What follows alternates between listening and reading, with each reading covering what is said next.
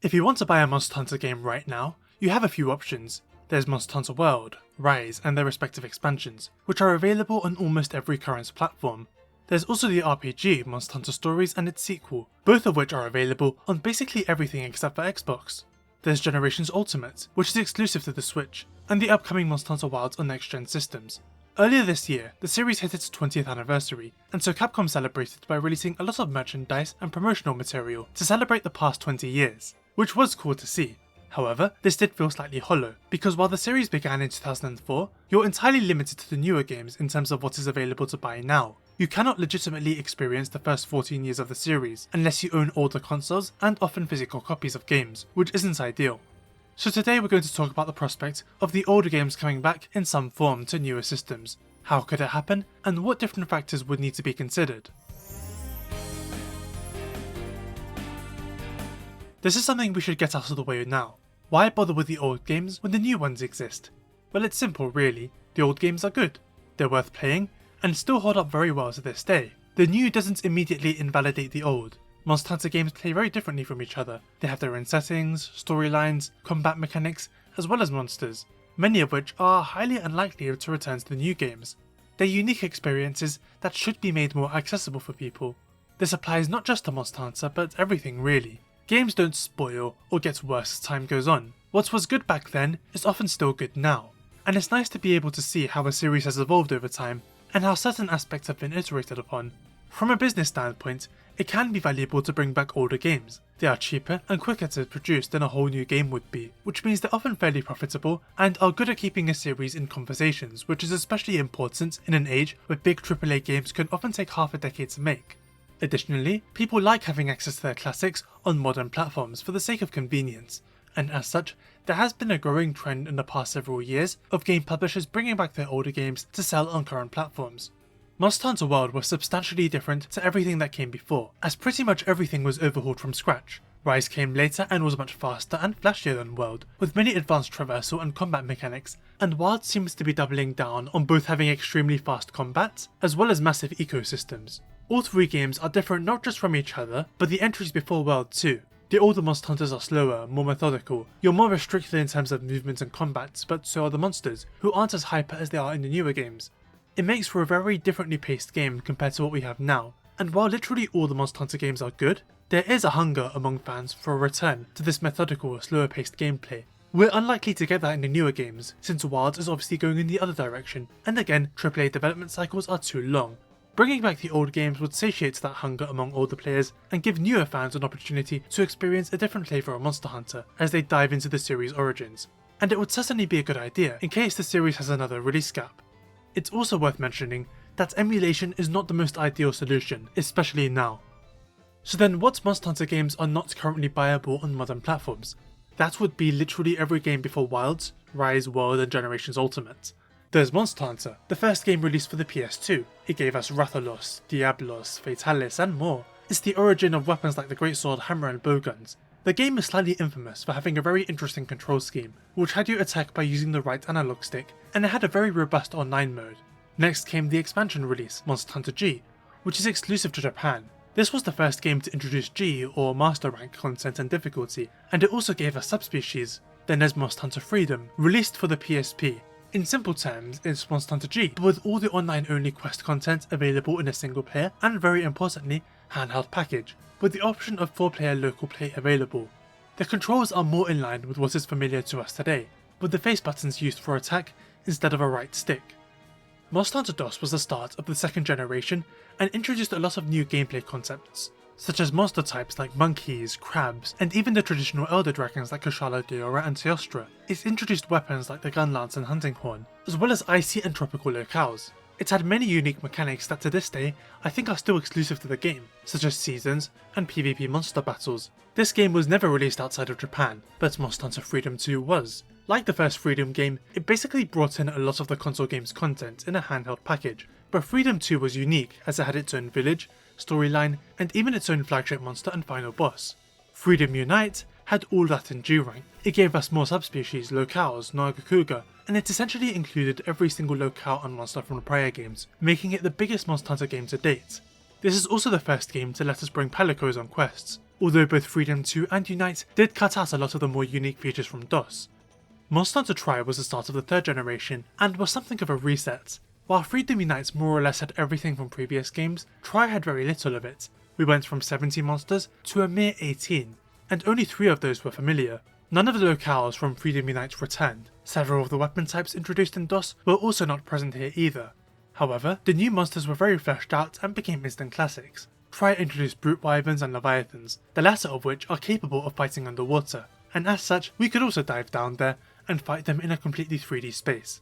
The game's flagship Localisation made his debut in this game and is one of the most popular monsters of all time.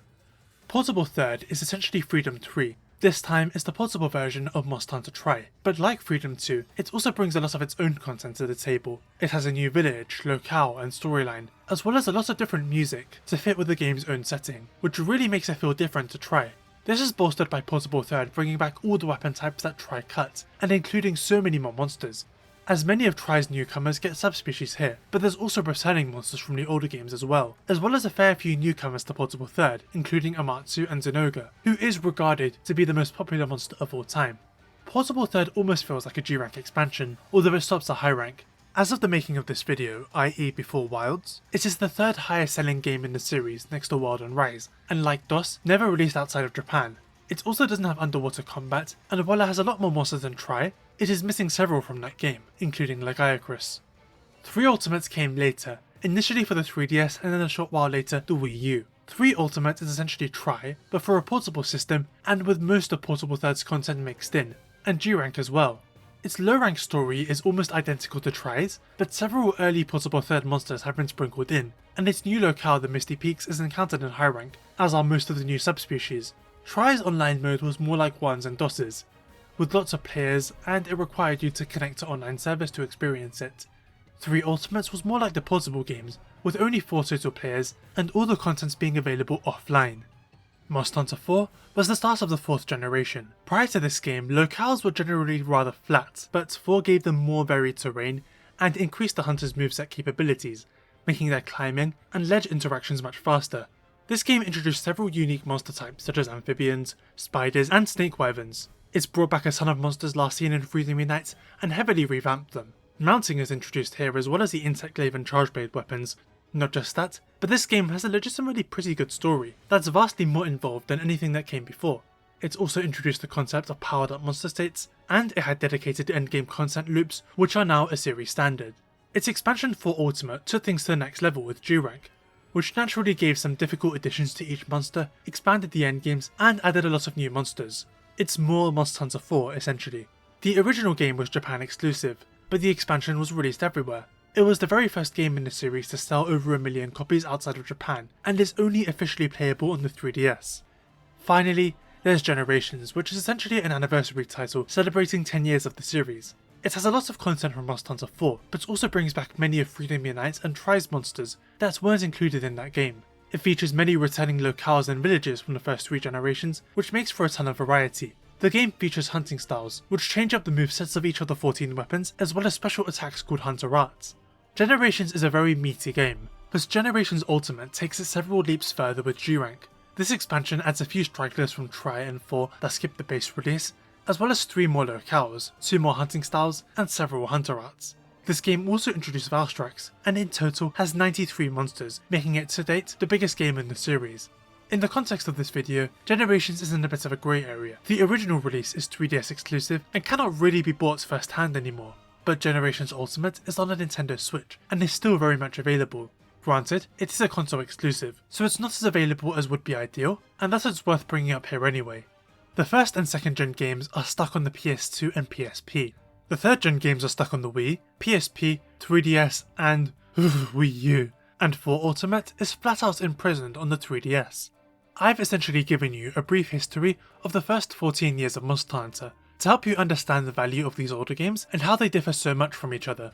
Considering Monster Hunter recently celebrated its 20th anniversary, it means more than half of the series' history cannot be experienced easily, and the past 6 years only comprises of 2 different games.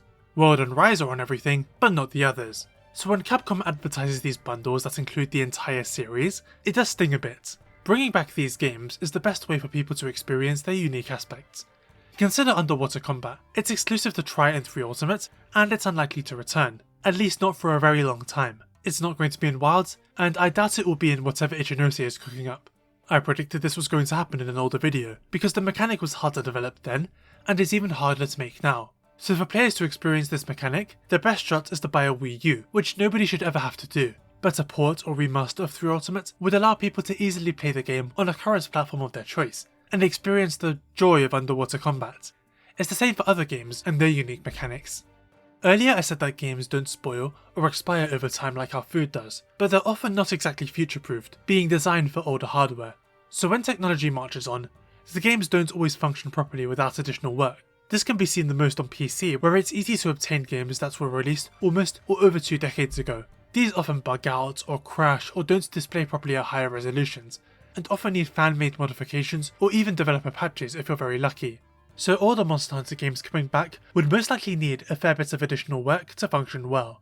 Capcom has actually brought back some of the older Monster Hunter games in the past. Monster Hunter G was ported to the Nintendo Wii in a Japan-only release. This version had online play like the original, but also some certain changes, like being able to send items to the box in the quest reward screen, which affects the game quite a bit by freeing up space for items in your pouch to bring on quests, since you no longer need to save space for quest rewards. This feature was essentially backported into the Wii version of G, as it was only introduced in Freedom Unite. Speaking of, that game was ported to iOS in 2014. iPhones obviously don't have the same controls as a PSP, so instead the developers created a unique touch interface on the screen. It looks a bit cumbersome to use, but people who played the ports had a ton of praise, saying the game played perfectly. Freedom Unite for iOS had everything included in the original, but now online play too, as well as a cleaner resolution and the target camera feature that was introduced in 3 Ultimate. It even allowed you to fully lock the camera onto enemies, which wasn't possible in the other games until World.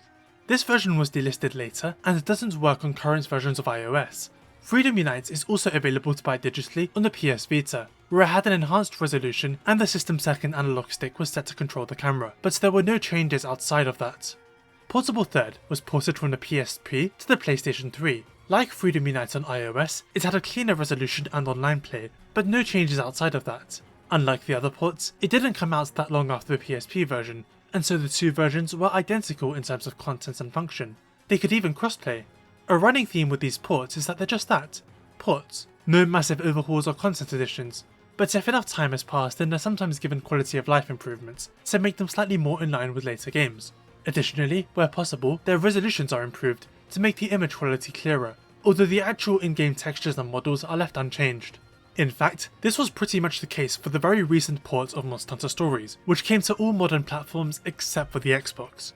This game was initially for the 3DS, which had a resolution of 240p, but on other platforms it can be played in HD or even 4K. As such, the image quality is much cleaner, but we also have new English voice acting. The original was in the Monster Hunter language, which is still an option here, but now we have new performances from actors largely reprising their roles from Stories 2, which is good for continuity's sake.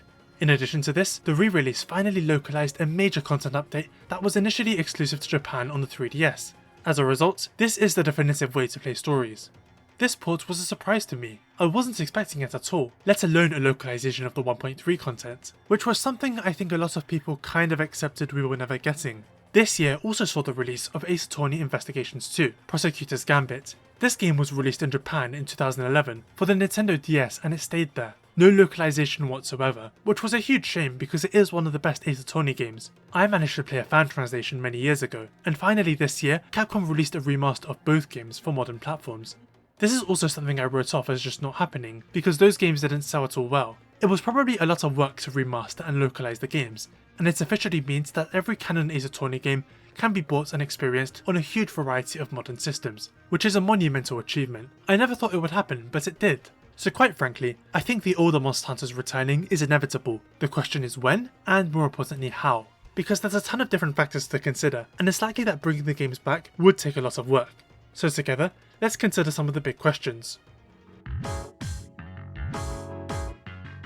The biggest one would be, what games do they bring back? We did just discuss the series in its entirety earlier, and you'd think the answer would be obvious. All of them. The truth is it's more complicated than that. The Monster Hunter series, despite each entry being quite different, has gotten by over the years by reusing content per game, which is not bad at all. More games should do it. Monster Hunter introduced 17 monsters, the G release added several subspecies, and then Freedom added Young Garuga. Then all those monsters returned to DOS, and then Freedom 2, and they all accumulated in Freedom Unite. Try was a total reset, but then most of the monsters in that game were in Portable Third, and then most of those collected monsters were in 3 Ultimate. That means the later entries of a generation, when you consider only the monsters and locales, feel almost like definitive versions. Ideally, we would want all the games back to preserve the legacy of the series and allow people to enjoy them more easily. But from a pragmatic point of view, some of them do almost objectively offer more than the others, and so it would be kind of counterproductive to have them all available to buy, and so leaving the lesser games behind would not be a huge loss. For example, Monster Hunter 4 Ultimate contains all that is in Monster Hunter 4, and more. The original game is only in one language, has less overall content, and has some terrible balance issues that were improved in Ultimate. So is there really any point in bringing it over when the expansion is an objective improvement? No, there isn't. And you can see this with games from other publishers. Shin Megami Tensei 5 released for the Switch, but when the game was released for other platforms, it came packaged with the Vengeance expansion, which aside from adding a whole new story, made a lot of changes to the original game, which itself never released anywhere else, and was even delisted from the Switch eShop after some time. The concept of bringing over the expanded games instead of the original is fairly common. It happened with Persona 5 Royal, where the original game stayed on PlayStation, while the expanded version went multi-platform. It's happened with various Kingdom Hearts games and Final Fantasy VII Remake Intergrade. When they put Persona 4 on PC, they didn't port the original PlayStation 2 version, but the PS Vita's Persona 4 Golden, which has a lot more content and is widely seen as the definitive version. Because there's little logic in putting out an inferior version of a game when a bigger and improved version exists, so it makes much more sense to bring back only 4 Ultimate and not the base game, and why only Generations Ultimate released for the Switch and not the original 3DS game. But then we enter murky waters when looking at the earlier Monster Hunter games, where things are not so clear cut. Unlike 4U and GU, 3 Ultimate is not just an expanded version of Tri. From a content perspective it is, on paper. But the structures of the games are different entirely. Tri had a single player mode with a village story, and an online mode with a massive hub allowing for dozens of players and a big grind all the way to HR50. 3 Ultimate story has more monsters, and its hub is entirely different, being limited to 4 players and having progression that is more in line with later games. The result is that 3 Ultimate is a much bigger but very different game to Tri, and this is even more so the case for Portable Third, which has most of Tri's content but a different village, story, and gameplay. 3 Ultimate doesn't even have all of Portable Third's content either, and that's not even getting into Freedom Unite's differences from DOS. I said only porting the expanded versions of games makes sense from a business standpoint, but what about preservation? It does kind of suck that there's a finite amount of Shin Megami Tensei 5 copies, or that better versions of the Phoenix Wright trilogy are stuck on the 3DS, and sometimes the original versions of games can be better, and it does suck to leave them behind. The first 3 console Monster Hunters might have less content than their portable versions, but they're still unique games with a lot of differences, and it would suck to not have modern re-releases of them. But content aside, there's other big issues surrounding these games. The online. Multiplayer is a massive part of Monster Hunter. The whole point of this series is to hunt monsters alongside your friends and random people, with each game having its own approach to this. The first 3 console entries had online modes where you could hang out in big hub areas with lots of people, kind of like how Monster Hunter World's hub is. But for a long time, every single portable entry only had local play up to 4 players. They were PSP games, and people had to be in the same room. Even 3 Ultimates on 3DS functioned like this, although again, the Wii U version did have online play. 4 and 4 Ultimates were the first portable games to have proper online play, and it was different from the console games. People could create their own little gathering halls with up to 4 people, and others could join. Generations, Rises, and Worlds online modes function like this too, although Worlds allows for 16 players. The Freedom games, 3 Ultimate and 4 Ultimate, allow you to play the online quests without an internet connection, and are balanced so that they can be beaten solo. And if those games return, they should and likely will have restored online functionality. It's happened for G, Freedom Unite, and Portable Third. However, this gets more complicated with the first 3 console games, because while all the others use peer-to-peer connections and are playable offline, these ones use dedicated servers, and the online content cannot be accessed without them. If you grab an unaltered Nintendo Wii right now and plop in a Tri-Disc, you will never be able to fight Devil Joe and Elatrion. These games need the service to access the majority of content, which itself is balanced for multiple people. So if Monster Hunter, G, DOS or Tri were to return, Capcom would either have to put in the work to create and then maintain new servers, or to restructure and rebalance all 3 games to not need them, which is likely a bit of a pain. The portable games on the other hand would not need this amount of legwork for multiplayer to the same degree. It's also worth mentioning that crossplay is now a standard for online games too, and that's something I think Capcom would have to consider. The recent Stories port has no crossplay, which doesn't bode well for other re-releases. One major issue would be the graphics of these games. You've been seeing a lot of older Monster Hunter game footage, and so I ask you this, do they look good to you? Are the graphics nice? How much would you pay for a game that looks like this on your PC or PlayStation? Tell me in the comments. When games are brought over to other platforms, one of the most prominent changes they get involves their visuals. Higher resolutions, better lighting, textures, character models. Since modern systems are capable of better graphics, and older games can sometimes not look great. Super Mario Galaxy is a beautiful game, somewhat held back by the 480p resolution of the Nintendo Wii. But on the Switch, it runs at 1080p and the image quality is far more clear. The game looks so much better now. Another example is the first Xenoblade Chronicles, a very ambitious open zone real-time RPG for the Wii. Because of how big this game was, it did not look great in a lot of areas, namely the character models, but the definitive edition on Switch remade them from scratch, touched up the environment and had different lighting. So the whole thing looks substantially better, although the original still has a lot of charm to it.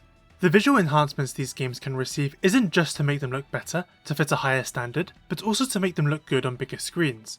Most of the older Monster Hunter games were both released on systems with very small screens, and all but the Wii U were incapable of high definition visuals. So while they have very strong art directions, visually they're low resolution, and can have some very blurry textures and polygonal characters, gear, and monster models. Despite that, they still look fantastic for the systems they were on, and always push the hardware to their limits. But on a massive HD or even 4K TV, it's a different story entirely, because they look quite blown up. For example, Portable 3rd and 4 Ultimate look amazing on their devices, despite having low quality textures and lower fidelity models.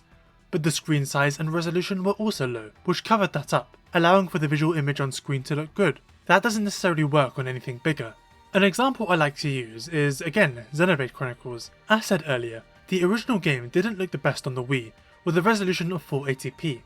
Meanwhile, the definitive edition on Switch is in HD. Something that bothers me in the remaster is that when traversing through the world, you can visibly see the maximum draw distance of the grass, and the blurry texture that lies beyond, which can be distracting. This effect was present in the original too, but it wasn't as prominent there, because the low resolution essentially covered it up. Sometimes this stuff doesn't look good in HD, which is an issue the Monster Hunter games could run into. The UI would certainly need to be remastered for a lot of the games too, not just that it would look good on a bigger screen, but 3 and 4 Ultimates would have to be redesigned for a single screen. This is also something the developers of the Ace Attorney re-releases had to deal with, mainly the 2D ones, as they were built for much smaller systems and now had to be playable on HD displays. The Phoenix Wright trilogy sort of blew up the sprites, which don't look good in my opinion. The pixelation on the DS implied more detail that just isn't there when they're this clear. However, Apollo Justice Ace Attorney looks great, as the sprites were a much higher quality from their inception, and the Ace Attorney Investigations games had a ton of assets redone and look great too. The question is, do these older Monster Hunter games require a graphical update, and if so, to what extent? As I said, the UI is a must, but what about character models, or the environmental textures, and how much work would it take? The Ace Attorney Investigations collection had 2 games with a lot of 2D imagery. With Monster Hunter, even if we exclude games that share a lot of content, that's at least 4 or 5 massive 3D action games to essentially remaster. It would not be easy at all to get them to look quote-unquote acceptable. I say acceptable because I don't think these games need to look like Monster Hunter World or anything, but they might need some kind of change to still look good even on a bigger screen. An example of this can be seen with Final Fantasy VII Crisis Core. The remaster on modern platforms visually overhauled the graphics and completely changed how the game plays, resulting in it looking and playing somewhat comparable to the Final Fantasy VII Remake series. What's interesting is that Monster Hunter Stories didn't really get a huge graphics upgrade. It outputs at HD, but the in-game textures seem unchanged from the 3DS. While the game doesn't look as good as Stories 2, it is fine. This is also the case with Mario Galaxy on the Switch. It looks great at 1080p despite having identical models and textures to the Wii version, but those games have cartoony art styles, which naturally tend to look good no matter what. The mainline Monster Hunter games have mostly aimed for realism, which doesn't tend to age as well. Case in point, this is Freedom. It looks not the best and could definitely do with some extra work. Freedom Unite I'm strangely okay with, but 4 Ultimates could do with a little more. Portable 3rd and 3 Ultimates have existing HD versions which look okay in my opinion. If you recall, these versions didn't massively upgrade the graphics, only the resolution. But remember, there is also a Monster Hunter game that did both. Double Cross, or Generations Ultimate, was visually overhauled for the Switch, with its environmental textures and lighting being massively enhanced. Capcom, for whatever reason, did not think the visuals of Generations were adequate enough for the Nintendo Switch. At a glance, this game does look great, but it leaves much to be desired. The 4th gen locales look pretty good, but the second gen areas sort of visually clash when the high resolution textures combine with the low quality geometry. The monsters look good, but the human characters, felines, armor and weapon models are unaltered from the 3DS, and as such do not look good on the big screen and clash with the other visuals. Compare that to the Xenoblade Chronicles Definitive Edition, where they cleverly remade the character models and then mildly retouched everything else, so now the whole game just looks massively better. I don't want to call Generations Ultimate lazy, because I don't think it is, but if they try something like this again, then they need to go all the way. Part of the concern is, would people buy games today that look like they were released on the PSP or 3DS? In my opinion, the answer is maybe, depending on the price point anyway. Atlus published a PS Vita version of Persona 4 Golden on PC to see how viable a multi-platform strategy would be. This game, visually, is unchanged from the handheld version, and it still sold 500k in a month, and became such a success that more Persona games came to other platforms, and the eventual remake of 3 was day one for everything. I believe that Capcom could release Monster Hunter Freedom Unite with support for 1080p and online play, and it could easily sell that much too, if not more. Presentation matters a fair bit too. A lot of game releases that are substantial upgrades usually have some kind of subtitle to not only differentiate them, but also advertise that they're new and improved. Crisis Core Reunion, Xenoblade Definitive Edition, and of course just a simple remastered does the trick a lot of the time. Monster Hunter Stories noticeably is lacking an additional subtitle. It is advertised as the 3DS game, but now for modern platforms. If they did the same for say Freedom Unite or 3 Ultimate, then I think there wouldn't be any heightened expectations of what the game would be. Graphical fidelity is one thing, frame rate is another. Let's make one thing perfectly clear, 60 frames per second is always better than 30. 60 feels better to control, better to watch. Even people who aren't aware of frame rates naturally feel the difference. All my videos are in 60 FPS, and even though I like playing Monster Hunter Rise on the Switch, I almost always use the PC version for footage. That's not to say 30 is unbearable. I love Age of Calamity, and that game frequently goes into the 10s, but 60 is the ideal frame rate. Monster Hunter World, Rise, Stories 2, and the recent Stories ports are all capable of 60 frames per second. So a standard has been established, and it would feel like a step back for a port to be locked at 30. Now this could be a problem, because almost all pre-world Monster Hunters are locked to 30. 3 Ultimate is capable of hitting 60 on paper, but the Wii U version never reaches it, piece of garbage, and in fact, frequently goes below 30. And even if the game could hit high frame rates, the physics are tied to it, which means the game would break if you tried running it at say 120 FPS. 4 Ultimate is capped at 60. Both 3DS models natively struggle to hit that number, but with capable hardware, it does play smoothly. Generations, however, is capped at 30, including the Switch version. If these games were to return at their current fidelity, ideally they should run at 60 frames minimum, but 4 Ultimate is the only one that's capable without any alterations. As such, it could be complicated to make the others run at 60 and might not even be possible, considering how 3 Ultimate breaks at higher frame rates. This isn't just something that happens to older games either, it still happens in current ones. Hitman, for example, ties the speed of thrown objects to the current frame rate. Monster Hunter Rise was actually initially harder on PC for a while. Because of how the game handled attacks with tracking, monsters would be much better at it at 60 frames per second and above. This later got fixed, and hopefully if the older games were to be ported, they'd be fixed too. Another issue that might crop up when porting these games is the engines they're running on. From 2009 onwards, Capcom games started being developed using MT Framework, which was an in-house engine adept at multi-threading, something the newer consoles were capable of. This engine was widely used for all their major franchises until the RE engine was introduced with Resident Evil 7. This one was much more efficient and up-to-date than MT Framework, and more of their recent games use it now, such as the recent Resident Evils, Monster Hunter Rise, Wilds, Street Fighter 6, and even the Apollo Justice trilogy. However, MT Framework is still used by some Capcom studios and partners, since they're very experienced with it, and it's not completely obsolete yet. Notable MT Framework games include the Monster Hunter Stories series, many of the Capcom collections, and the great Ace Attorney Chronicles. Here's the thing, there's evidence to suggest that MT Framework cannot be used to develop for next-gen consoles, and seemingly did not work on Xbox at all. As I said earlier, the engine is a little bit outdated, and it would appear that Capcom did not update it to work with the PS5, Xbox Series X, or Xbox One, likely because they foresaw all their internal projects moving forward to RE eventually. If you analyse their recent releases, there are quite a few games that come to Switch, PS4 and PC, but skip next-gen hardware and Xbox, including Monster Hunter Stories 1 and 2 and many of their recent collections. However, Monster Hunter Rise came to Xbox and PS5, and that game was RE engine. The Phoenix Wright trilogy, Investigations Collection, and Apollo trilogy came to Xbox, and they run on Unity and RE engine respectively. However, the Great Ace Attorney Chronicles skipped Xbox, and that collection runs on empty framework. This all came to a head when a collection for the hugely popular Marvel vs. Capcom games were announced to be coming to everything but the Xbox. Games on that platform generally sell less than the others, and combined with the issues of the Series S, a lot of publishers have been skipping it lately. But Capcom have been so wishy-washy with what games come over that I don't believe it's a sales concern, I do believe it's the engine. Xbox might have the smallest player base, but World, Rise and Wilds will be playable there. Therefore, if Capcom were to port or remaster the old Monster Hunter games, it would suck if they also didn't come to that platform. And as such, they probably would have to consider porting them to the RE engine, which could be more difficult than we think. It also depends on whether they think having the games natively available on next-gen systems is worth it. The PlayStation 4 is still going strong, since the PS5 can still buy and play its games through backwards compatibility, but things could still change. This video was conceptualized after Marvel vs. Capcom was announced, but in the time since writing this, Capcom did announce that they were going to bring it over to Xbox, so it almost certainly was an engine issue. But the point is, bringing the older Freedom games back will certainly require them to be ported to a newer engine anyway, and 3 and 4 Ultimates may need to be moved over too.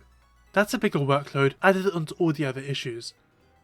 Another issue is of course localization. Right now Monster Hunter G, DOS and Portable Third are only available in Japanese, so if they were to be brought back, then they'd have to be translated in more languages, and not just English.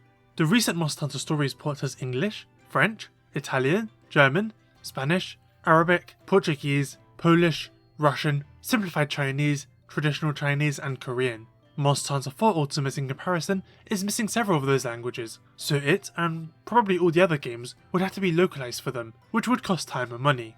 Monster Hunter games have a massive amount of text, when you consider the names and descriptions for monsters, armors, weapons, quests, and items, as well as the sheer amounts of NPCs and dialogue.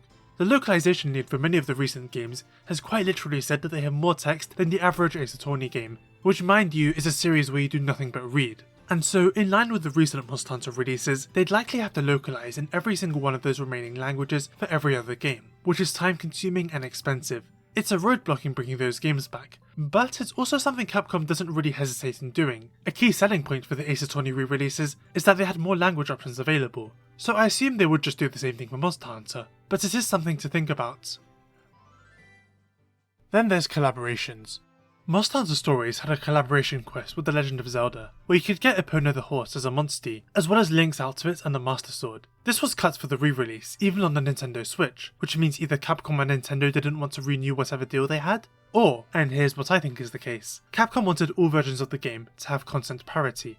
4 Ultimate had a lot of collaborations too, including with Mario, Zelda, Sonic, Taiko no Tatsujin, Universal Studios Japan, which provided one of the most popular sets in the entire game. Generations Ultimates had even more. Even Portable Third had a crossover with Metal Gear Solid Peace Walker, so what happens to all of them? Does Capcom renegotiate with all parties? Do only the Switch versions keep the applicable collab content, or do they just get cut? Based on stories, the latter is more likely, but that would certainly be a big loss. A minor issue would be, do the games come in a collection? Looking at other Capcom games, they either released a singular pods that you can buy individually, such as what they've done with Resident Evil, or a collection of games bundled into one. They've done this with all their Mega Man releases, Ace Attorney, and their fighting games. What happens with Monster Hunter? There's like 13 games, 10 if you cut obsolete base games. If they were to be re-released, would it be as individual titles for you to buy, or in different collections like with Mega Man? When people have talked about the older games coming back, it's often been as a trilogy pack of sorts, featuring Freedom Unites, 3 Ultimates, and 4 Ultimates, which feels very content optimized, as in you're getting the 3 biggest games. They could also do collections per generation, a first-gen trilogy with the first 3 games, a second-gen one with Freedom Unite and DOS. A third-gen collection featuring Tri, Possible Third and 3 Ultimates could be good too. The games all have reasonable file sizes, and collectively wouldn't take up that much. Pricing also plays a factor, as a collection of games can justify a higher price than a single one, so it all depends on how Capcom values the older titles, both as they are and with upgrades. New Monster Hunter games are sold at full price. In fact, Wilds is going to be sold at the next gen price of $70 or £60.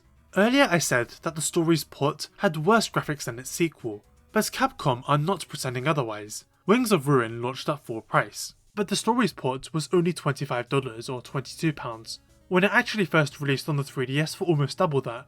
So despite all the upgrades and localization work that game got, Capcom still considers it to be a simple port of a game that's devalued over time. It could be a similar deal with the other Monster Hunters. As a collection, they could sell for a lot higher, but as individual releases, probably closer to $20. Different publisher, but the Metal Gear Solid Master Collection sold for £50 or $60. However, all the games were also available to purchase individually, with the most expensive one being £15. That's something to think about.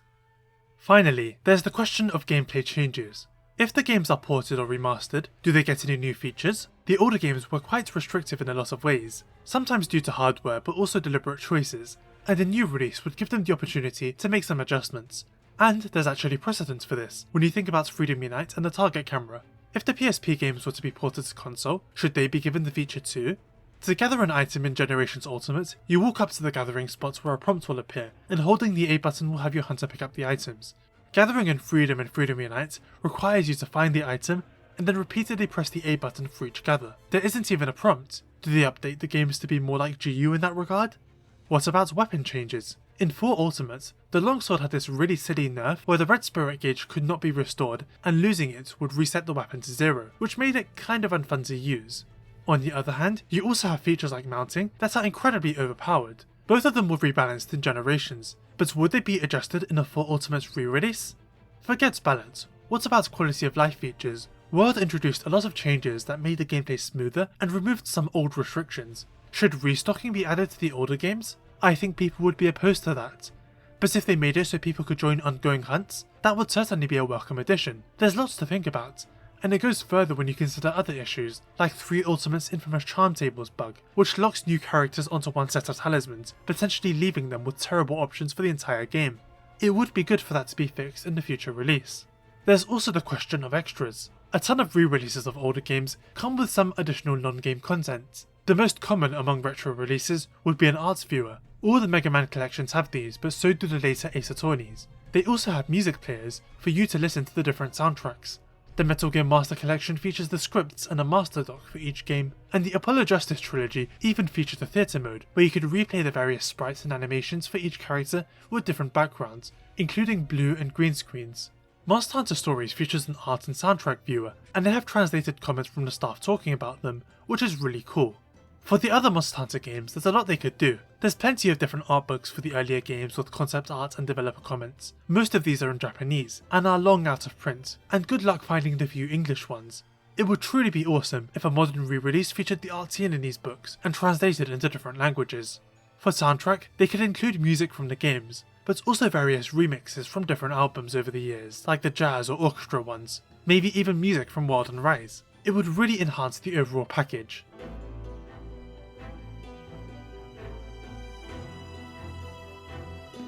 So thinking about all these factors, you can sort of see why Capcom has rarely brought back any of the games. They would take a lot more work than many of their other franchises, and a lot of the games sort of cancel out the others, which leads to difficulty when considering which should be brought back. I believe that re-releases of some kind will happen one day, and may even be in development as we speak. So thinking about all the questions we just considered, what would I want to happen, and what would I realistically expect to see? In terms of what I would want to happen for these games, I won't lie, I'll take anything. They could just drop these games as they are, with minor improvements, and I would buy them. For example, if they were exactly like the Stories port, with higher resolutions, a stable 60 frames per second, art book, music player and online, I would be very satisfied. That's not because I'd want to settle for less, but because sometimes remasters can really mess with a game and almost ruin it. Like what happened with the GTA trilogy. As a big fan of San Andreas, that whole debacle kind of soured me on remasters. In some ways, there's nothing wrong with a simple port. The Metal Gear Master Collection gave us the PS3 version of Snake Eater on modern platforms. It plays just fine. It's the game we all love and remember, nicely accessible for everyone. However, the older Monster Hunter games are different from Snake Eater in one key way. They don't look as good. Obviously Snake Eater has aged slightly, but it still holds up in a way that I don't think is true of some of the Monster Hunter games. I did say earlier that they held up well, but that's what I think. Others probably would not agree. The first 3 Freedom games and 4 Ultimates in particular, I can't see them looking good on a big TV, it just wouldn't work. They're borderline perfect for small screens like the Nintendo Switch or Steam Deck, but on a PlayStation 5, I don't know.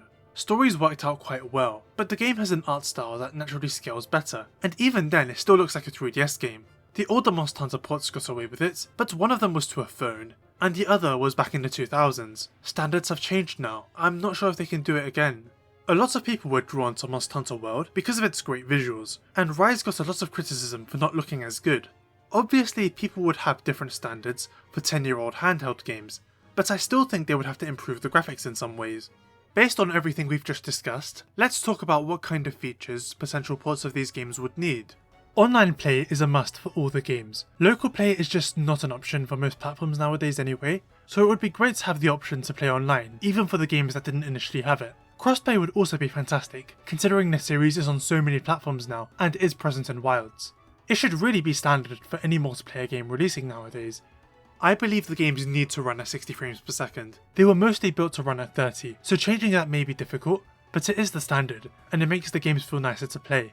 The platforms that the games would be ported to are definitely capable of running them at 60, especially if they're straight ports of the originals.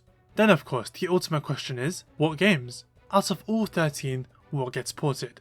Ideally it would be all of them except for games like 4, Generations and Freedom 2, but realistically I think it would be Monster Hunter Freedom, Freedom Unite, Portable Third, 3 Ultimate, and 4 Ultimate.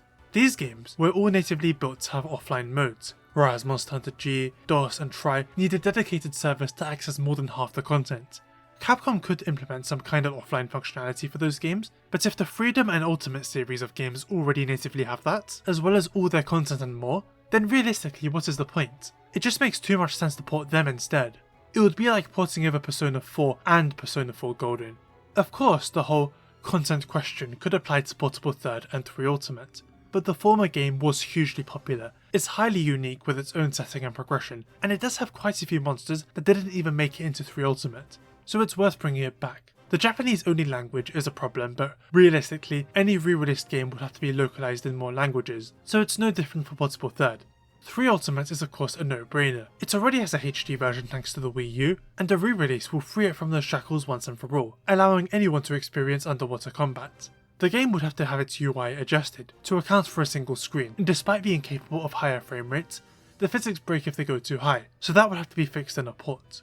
Generations Ultimate has a huge asterisk next to it, because it's already on the Switch. While it would be cool if it came to other platforms, it begs the question of what would happen to the current version of the game. Does it get updated with the new changes and features? Would that mean the collab event quests get removed too?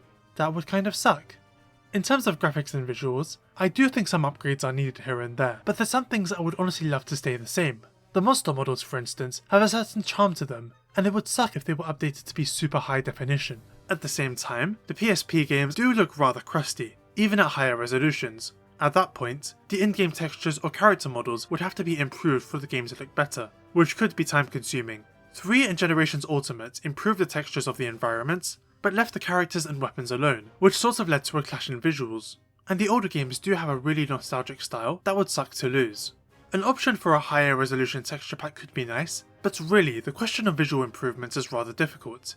You either keep them close to how they currently are, or make them look like 3 Ultimate. Or close to it, I suppose. Then the question becomes, what kind of gameplay changes or adjustments would I like to see for these ports? Aside from bug fixes like the 3 Ultimate charm tables, I do have a small wish list. Firstly, a 360-degree camera, as seen in Generations Ultimate. In the older games, the camera could move around horizontally freely, but only at fixed angles when aiming up and down. This was changed in 4 Ultimates, where the camera could freely move in 4 directions, and then GU made it omnidirectional. So I would like GU's camera system to be backported to the older games. I also think the target camera, as seen in the later games, would be a fine addition. When this feature was added to 3 Ultimate, some people back then believed it would trivialize the game. It didn't, so what's the harm? I would also like a more customizable UI. The original game's UI was made for smaller screens, and as such it is quite big. If the games were to be playable on bigger displays, then it would be nice to be able to make the UI smaller. Rise did not have this feature surprisingly, but Wilds will. I'd also like the ability to make certain UI elements invisible, which was possible on the 3DS and is present in Wild and Rise. Holding a button to gather and carve is, again, something introduced way too late in Generations Ultimate, and also something I'd like to see backported into the older games. I wouldn't mind some extra streamlining in certain aspects. While in the gathering hubs, you can only swap out items. Changing your gear requires you to go to your house or a separate prep area, which is often 1 or 2 extra loading screens there and back. This gets worse in games like Freedom Unite, where the kitchen is in a whole different area too, so you have to travel there, then to your house to change to the right gear, and then go select your quest, which often costs around 5 loading screens. While it would require the structure of Poke Village to be altered, it would be a lot better if this was streamlined, so that everything could be in the same place. A major addition that might either be impossible or would take a lot of work would be the ability to join ongoing quests. This was one of the best additions from World and Rise. It makes running a lobby so much easier, and it makes playing with others a much smoother experience, but due to the way the older games are structured, it might be a lot harder to achieve, but it would certainly be worth it. An art and music player would also be welcome additions. To be honest, I care more about the art. I think it would be really nice to have all those pricey art books digitally available with re-releases of the games. I think this is feasible as it also happens with stories. Another feature that could be cool would be a model viewer of some kind, where you could just look at different things from the games with different backdrops, monsters, weapons, armor, NPCs, maybe even dioramas of some kind. And one more thing, I do not want these games in a collection. Even though I myself would buy them all, I would rather have them be separated on my Switch home menu or Steam. I almost feel like collections make games feel more disposable because it's so easy to back out and just play something else. I don't get that feeling when it's a proper game on the console home menu. Capcom could still sell bundles of the games, but this is how I'd prefer it. So to conclude, I believe instead of bringing back the games in a big collection, it would be far better to just individually re-release them with updated changes. And if that happens, that's how I think the games would be brought over, up to 6 of them with online play, 60 FPS and some minor changes. The purpose of this video was to think about why Capcom haven't yet brought back the older Monster Hunter games, despite bringing so many of their other franchises back, and that is probably not as simple as we might think. Regardless, I really hope it happens someday, so I can finally throw this rubbish system in the bin where it belongs. So what about everyone else? What would you want? What ports, remasters, or even remakes? What features would you like to see? Let me know in the comments. Remember to like and subscribe, and have a good day.